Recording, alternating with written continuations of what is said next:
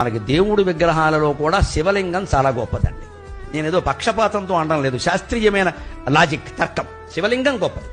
ఇతర దేవతా విగ్రహాలన్నిటికంటే శివలింగం గొప్పది. ఎందుకంటే శివలింగానికి కళ్ళు, ముక్కు, చెవులు, కాళ్ళు లేవండి. గమనించండి. కృష్ణుడికి ఉన్నాయి, రాముడికి ఉన్నాయి, వెంకటేశ్వర స్వామికి ఉన్నాయి, అమ్మవారికి కూడా ఉన్నాయి. శ్రీమాత, శ్రీ మహారాజ్ఞ. అబ్బో, ఆవిడ మామూలుగా కూర్చోదు, కాలేసుకుని కూర్చోవలసింది.